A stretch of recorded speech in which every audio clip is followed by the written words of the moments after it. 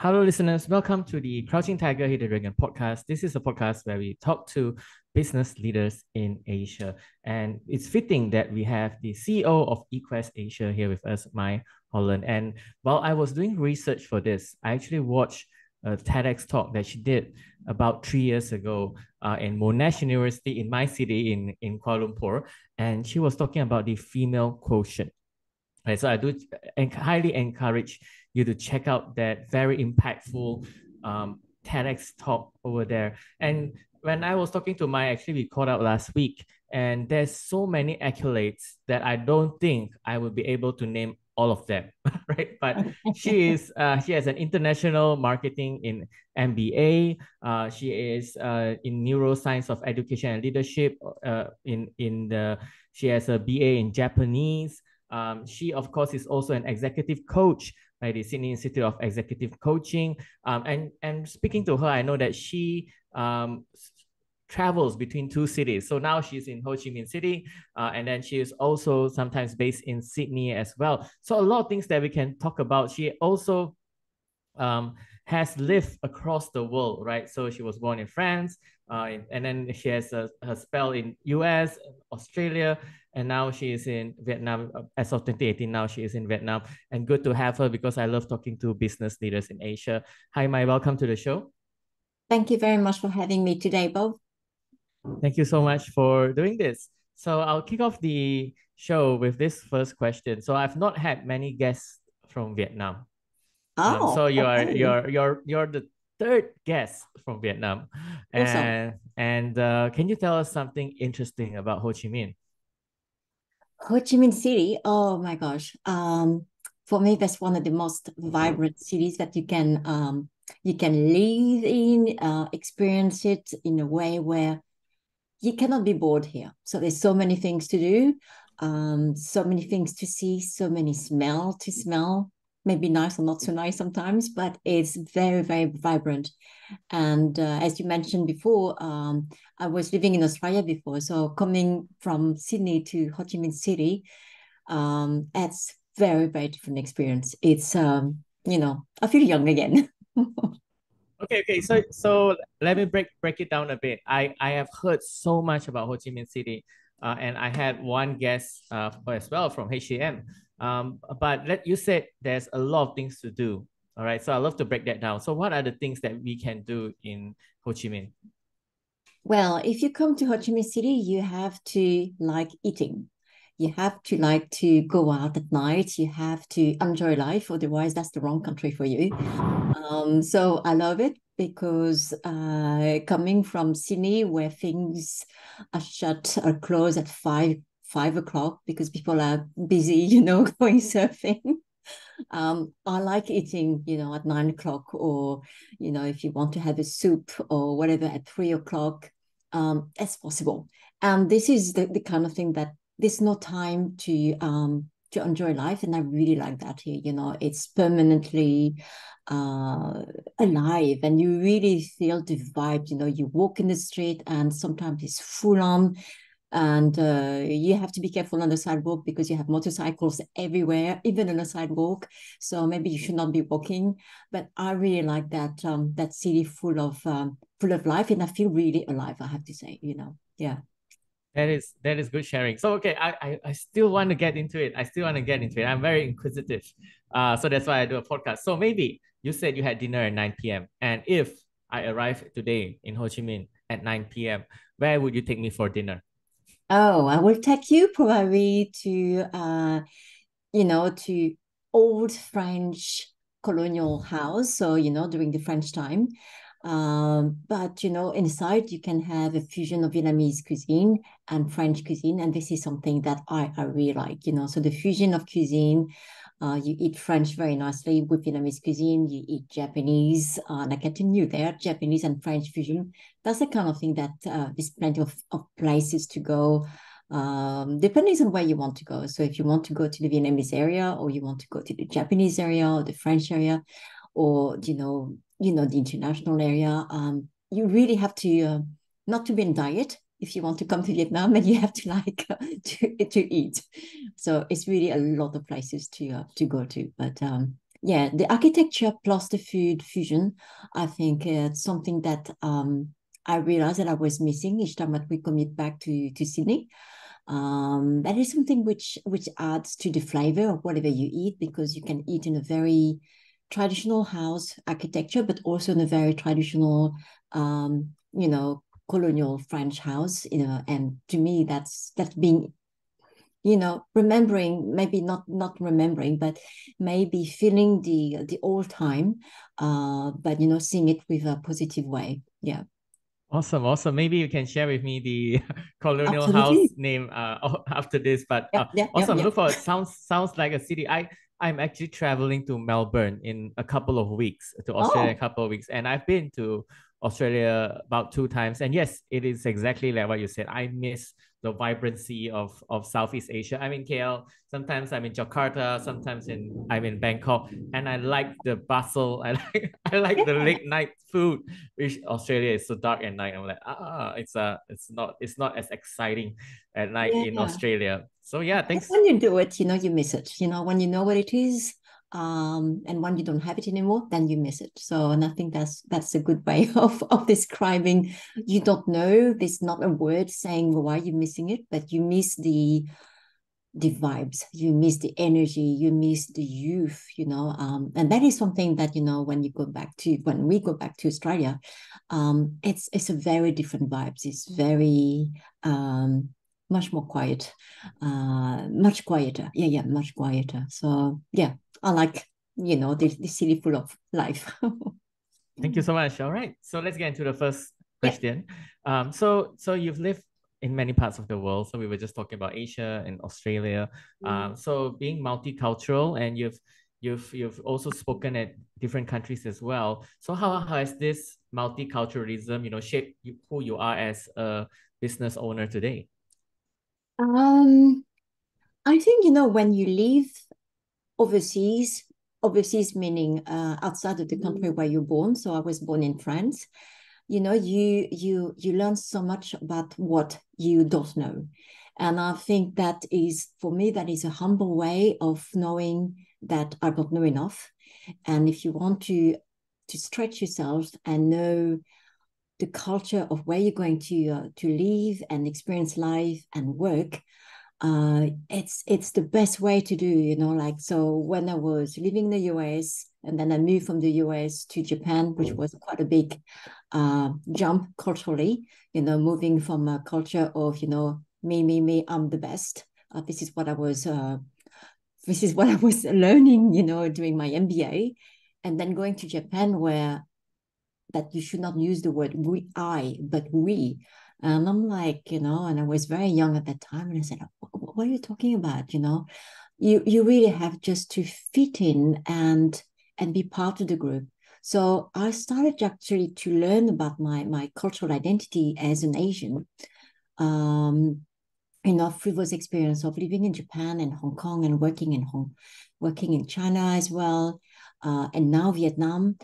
And this is when you realize that the collective we is has much more meaning than the I, where I grew up in France. So very individualistic, my needs are more important than your needs.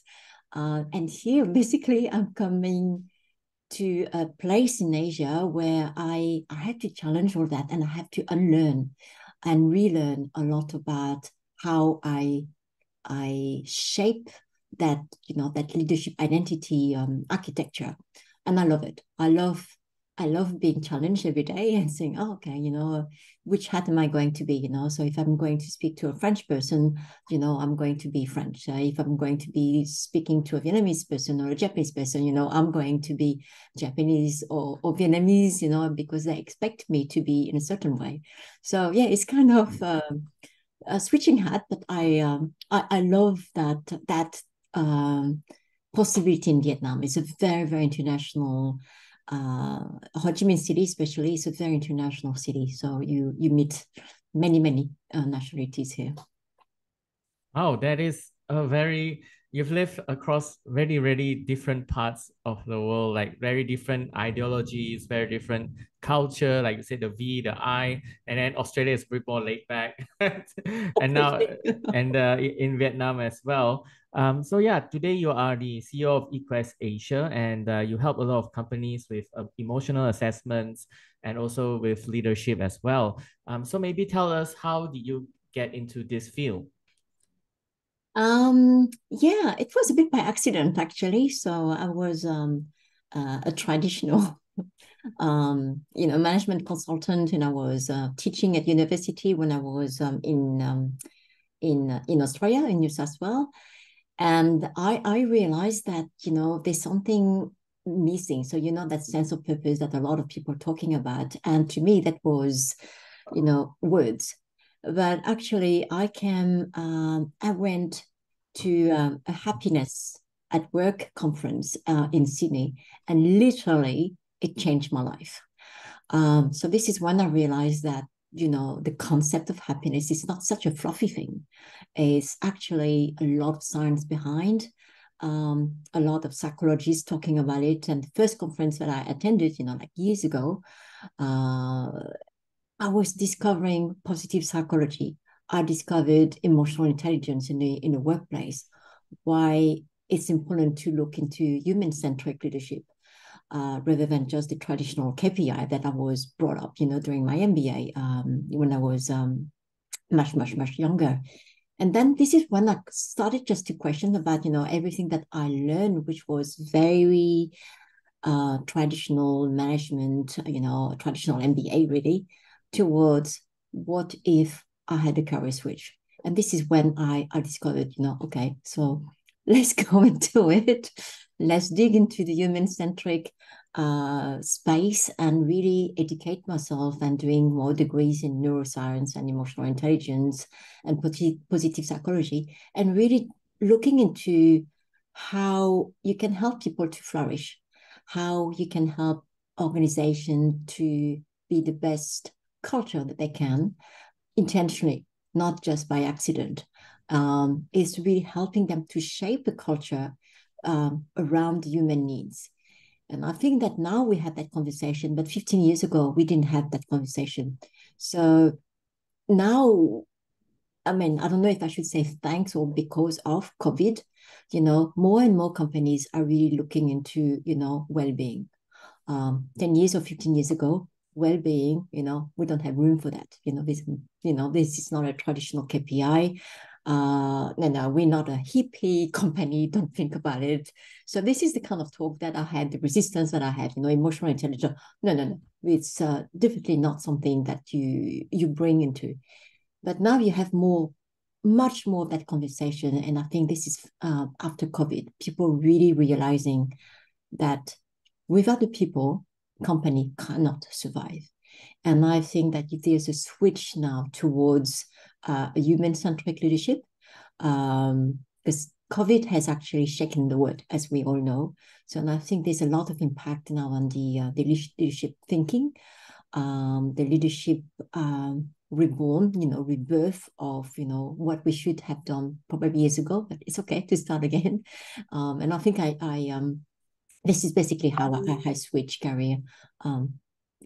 Like very happy to be on the human side now rather than on the KPI side. Thank you for sharing that. Indeed, it is really a time, and as you said, COVID really woke us up, and we had like after COVID we have the mass sort of resignation of thing, and then now people are more conscious about their impact and also about humans in the workplace, because a company is basically a a congregation or a collective of humans working together, and people forget Yeah. that a lot of times. Yeah. And so maybe can you share with us, how does your company EQuest Asia, how does it help companies? I believe you work with clients across the world, so how does it help these companies? Yeah, so we have clients in 9 countries. So this is mostly through executive coaching. But how we help people is to help them to realize how they want to move forward on a long journey of cultural change. So we assess them. So we assess the teams that they want to work with. So we assess in terms of leadership capacity or emotional intelligence or mindset or their strength. And then we basically we help them to understand the report, the team report, where they can the area where they should focus even more as a team. And we go through the traditional workshop around those issues. And then afterward, the best thing is we take we work with them on one-on-one as a coaching. We accompany those leaders dealing with their own personal challenges at work. And then the last one, which I love, is that we take them away on the retreat. So leadership retreats means 2 or 3 days away from work, whatever site. It can be in Vietnam, and soon we're going to take them to Australia as well. And it's basically taking them away from the workspace and help them to have very strong and deep introspection, helping them to challenge their leadership style, helping them to question and revisit how they can rethink about how they impact and influence their teams. And that can be done when you are away from the work office, away from the mobile phone. And actually, by the way, we keep the mobile phone for 3 days, which on the first day they all, oh, you're not going to do that. No. Oh, yes, we are going to do that. And can we please have also your second mobile phone and also your iWatch? So they're literally digitally naked. And which caused a little bit of, and we warned them before, but it caused them actually realizing that you don't need technology for 2-3 days. This is what we call a retreat. It's about disconnecting completely to be able to stop, really to pause and reflect about themselves. So it's no more distractions because we cut them off. And of course, we put them on the table. If you really have to it, you can do it. But we invite them not to. And it's a way for them to disconnect and reconnect deeply with them. People do say that it's a very rare experience because usually you kind of negotiate with yourself. What if I check only one WhatsApp? What if I only check one message? And of course 1 hour later you're still there. So it's an eye opener for them, because that's the best way for them to challenge the mindset, to challenge themselves in a way that they would not have done if they were, in a normal setting. So it's very, very deep, and this is how they reconnect very well. This is the best time for them to be vulnerable and open up, to their team members and colleagues, and share things that they don't do, even if they have been working together for 5 years. There's a lot of stuff that they haven't shared because they haven't had this right space to be able to open up. So that is definitely my favorite time, where people open up and share things that we've been working for 5 years and we don't even know each other. So it's mind-blowing. Oh my God, I cannot imagine myself in these retreats being digitally naked. I think I would rather not have water or not have food for 3 days than Come with be us and you will survive. disconnected. But yeah, thank you so much for sharing that. And maybe my next question is, like, you've worked with companies in 9 countries. So what are the common challenges that they face?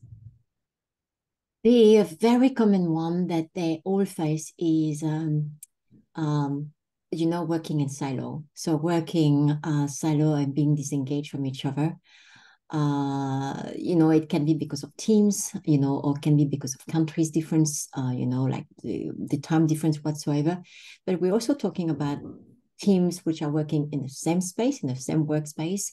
But yeah, feeling disengaged and working in silo is very, very common. And cultural challenges is the next one as well. So cultural meaning, not understanding fully, working with Vietnamese people, being French or being Japanese, or being overseas Vietnamese, working with local Vietnamese, I call that also a cultural challenge.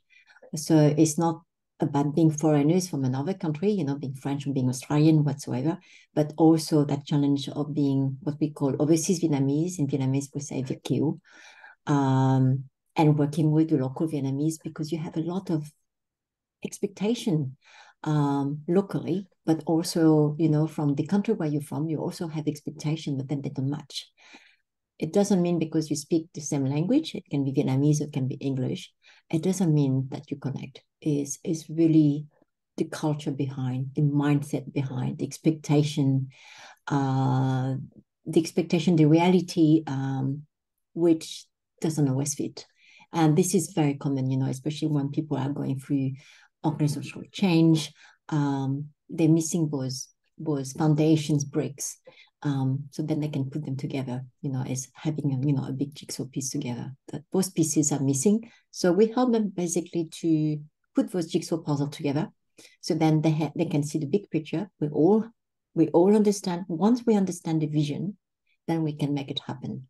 But if one jigsaw puzzle is here and here and here, it's really working in silos. So it's really helping them to be on the same page again. Thank you. And I think maybe if you allow me, I would like to dive deeper into that. Something really caught my attention, which is you said the overseas Vietnamese have challenges working with the local Vietnamese. So I want to hear more. Maybe do you have a story, but I don't have to name names. Maybe just one, because I've never been to Vietnam and I don't have many Vietnamese friends. Yes. But I'd like to know what is the challenge there.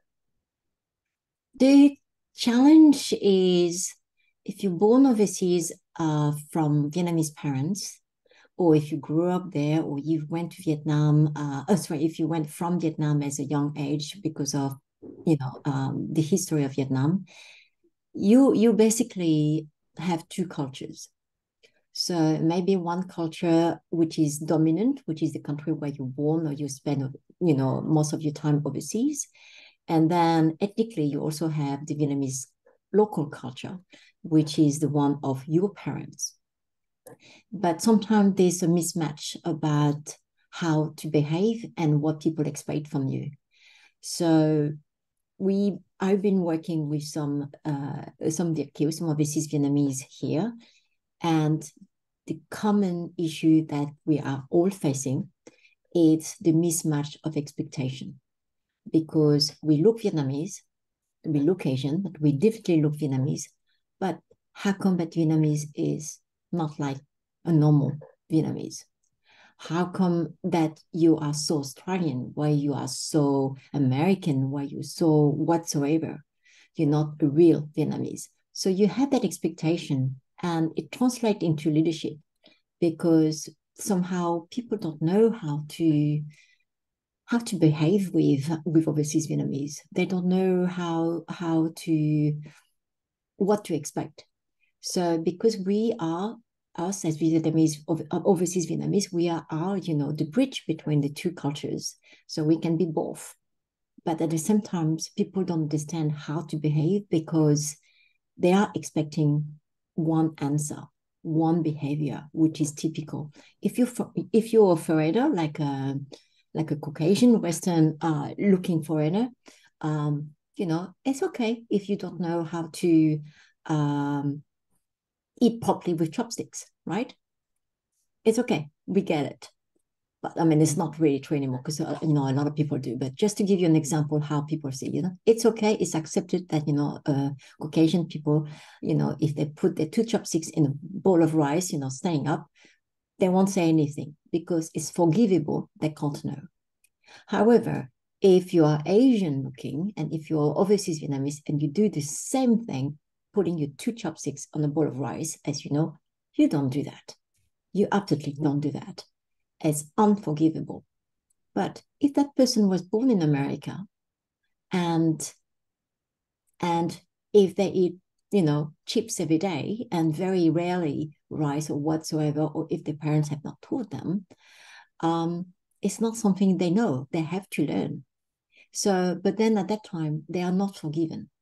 So it's really double standards, this kind of expectation. And that is I mean, that example is very simple, but just to give you an idea of how complicated it can be as a leader, because people have two expectations.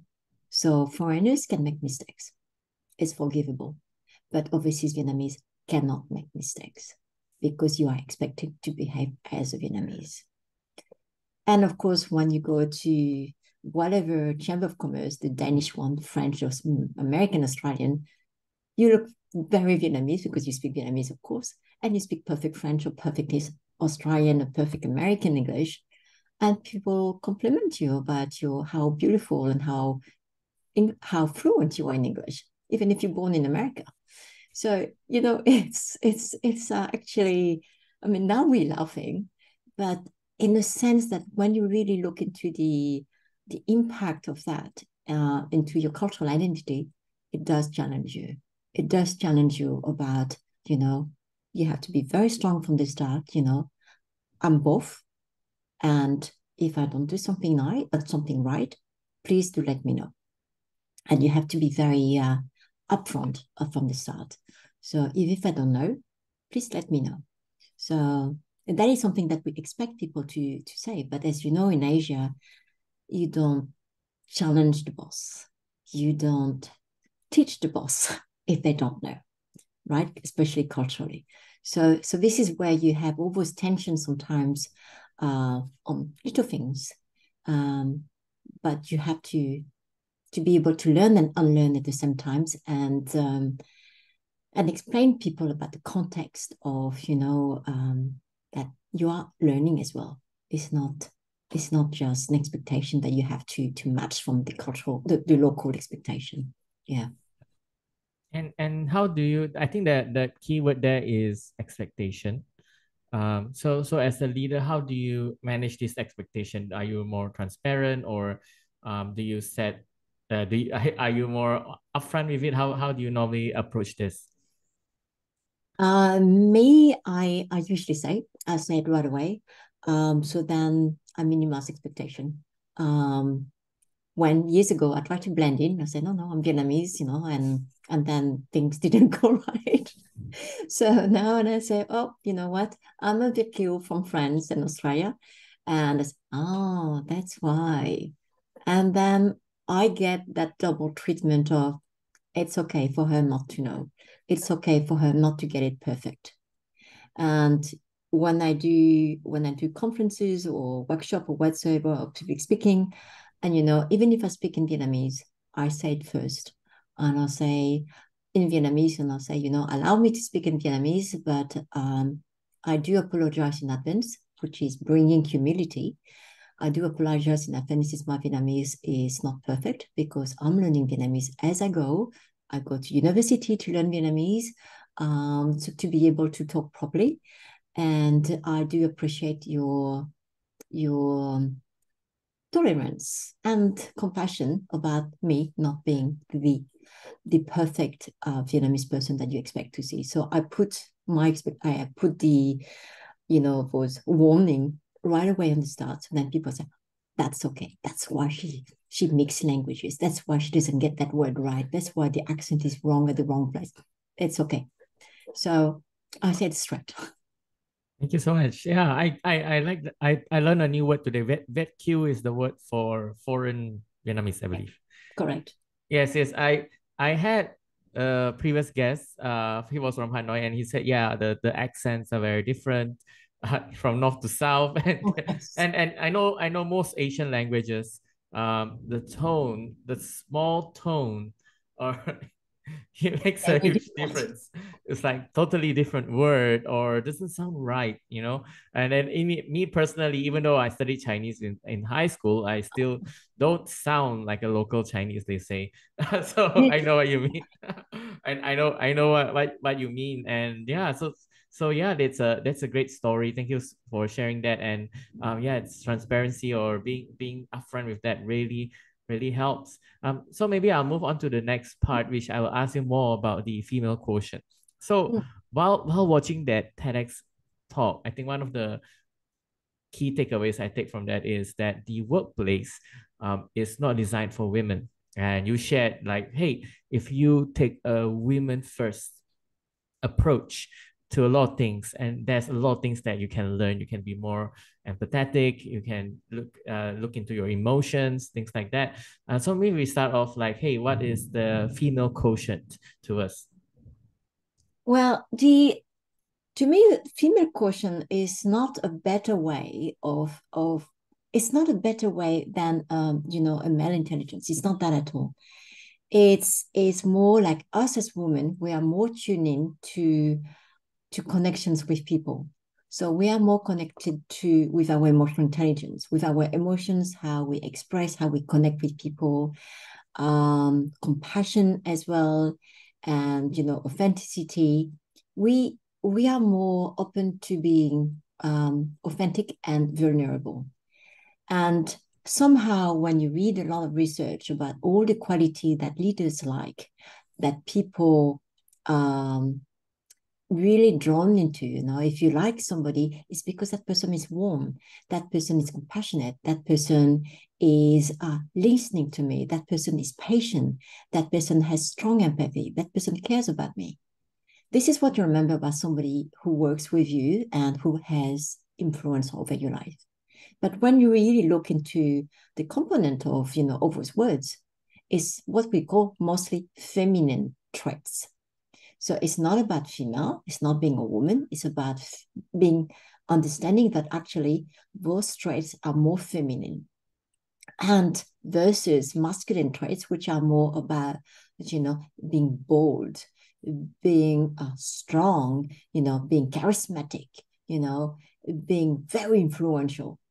Those words are much more masculine and as a traits. So the problem is, when you are really looking into a leader who really has influenced you, it's actually you are drawn into somebody who are more caring.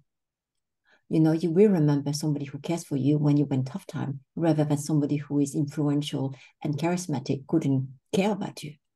That is what you remember, because we are all human beings and we're all connected through our emotions. We connect for emotions. We are not connected with tasks or KPIs. So this is why when we talk about FQs of the feminine quotient, is really looking beyond genders, not about, women are better than men. We're not saying that. I'm not saying that at all. What I'm saying is looking into the traits which actually attracts people, because those traits are something that we want. We want in the workplace. We want somebody who cares about us. We want somebody who has empathy for us when things are tough. When you are overloaded, or you having going through burnout, you much prefer to have somebody who cares about you and who listens to you, rather than somebody who is, where's my KPI? I'm waiting for my KPI. You're late, right? So of course you will remember somebody who listened to you. So those traits, if more and more people embracing it rather than putting a gender label to it, embracing the feminine traits rather than the traditional charismatic, being strong, being bold, being, authoritarian over stuff, you are actually building a very strong culture based on human needs.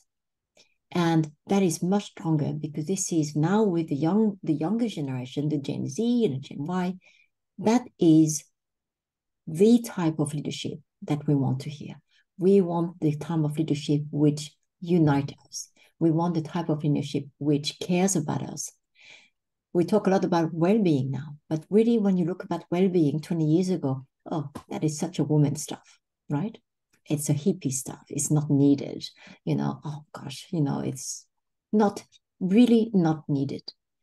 Now you're looking into, after COVID, well-being is such a trendy new concept, that we have to do, a well-being session. We need to have well-being, corporate strategy. And that is actually something, when you really look into it, it's about building a culture around those feminine traits. It's really about compassion, about caring, about looking into positive emotions. And all those things is really embedded in that FQ model. So really looking into what you are drawn into. You are drawn into what all human wants to, connecting through emotion, connecting through positive emotion. You don't connect at all with task. It's not because you have the best whiz at the best Excel file, whatever, that we're going to like you. We connect well with you because you have helped me when I needed help. And that is something that we forget. So if we are too task driven, and I believe that when we are too task driven, we forget the humanness, and there's a toll to it. So look about, the great resignation after COVID. That's very insightful. And I like your point where it's not about gender. I remember in your TEDx talk, you said there's a lot of things that we can learn, but it's not only about gender. Yeah.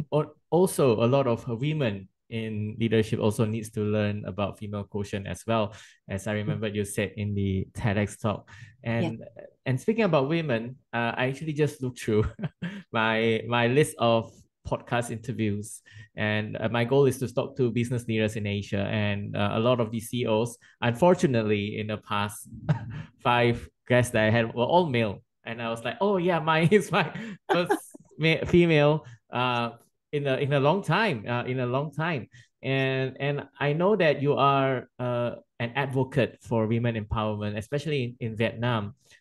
So maybe could you share with us, like, what are the challenges, and what are you hopeful for for women in Vietnam?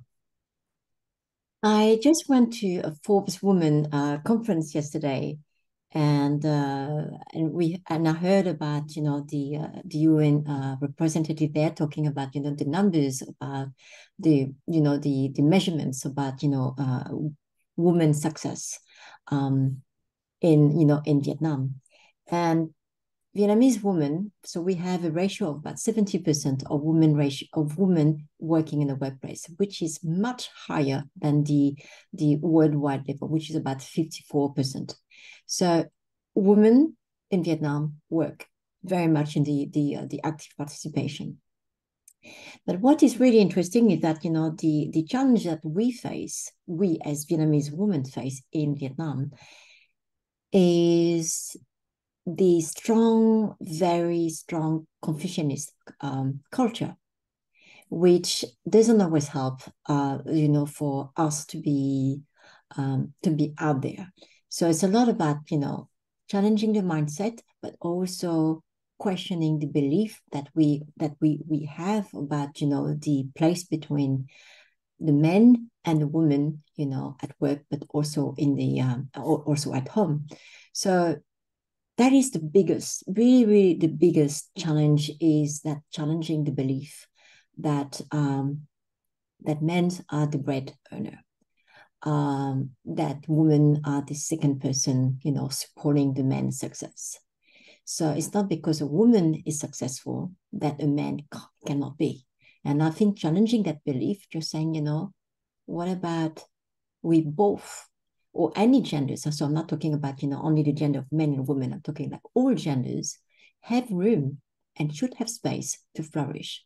There's no such a thing as a competition between two or many genders. There's no such a thing as a competition between genders. And I think that is the discussion that we all need to have, because I'm hearing very often, so I'm a USAid gender trainer in Southeast Asia. And one of my workshop, a few months ago, at one of the talk, one male came along and they say, "You woman, don't you have enough already?" And I was like, "Oh my God." Okay, another conversation starts. But it's not about that. It's not about taking something away from you. It's about leaving us some space, so then we can also flourish as well. We want to flourish as well. We also want the career. Whoever don't want the career should be a choice. It should not be a societal item, for us to deal with. It should be our choice. If you want to stay home, a dad's or mom's dad or mom's at home, that is your choice. It should not be, imposed by the cultural belief. So it's not about taking away, any power from the men. It's not that at all. It's about giving us some space so that we can all contribute together to a better world. And there's a lot of research, showing that, more women on boards are much more, much more profitable. Diversity, in any companies, bringing more money, bringing more profit, bringing more creative thinking, more innovation. And there's a lot of research, from McKinsey to Pricewaterhouse, heaps of research there from UN Women. So we are not afraid. And I think that is the challenge that,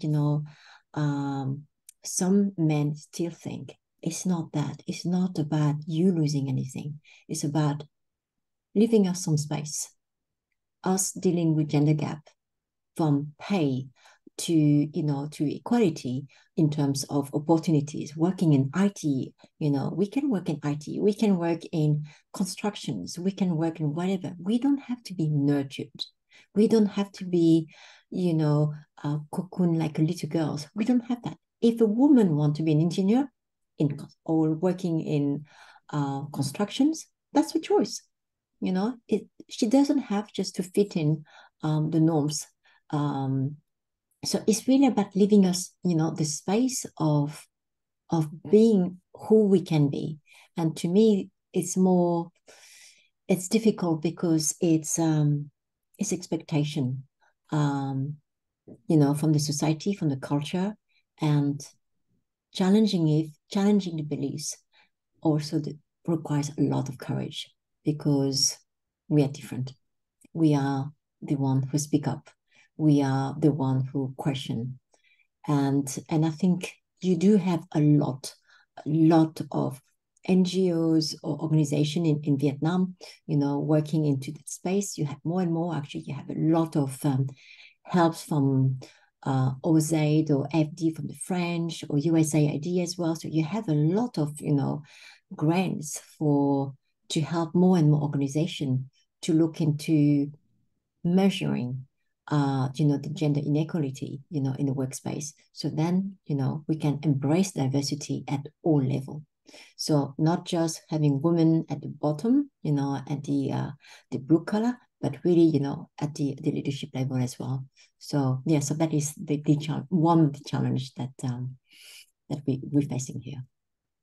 Those are some great points, and I believe you went all the way back to history in Confucianism, which is the base. That's a base for a lot of our Asian cultures. Like the head of the family, the unit of the family, and then I really like the point where you said yes, women should be able to choose whether if they want to be an engineer or they want to be a business leader or if they want to be a caregiver at home. It should be up to them. So those are great points indeed. So thank you for taking the time today, Mai. And maybe last question for you is about the future.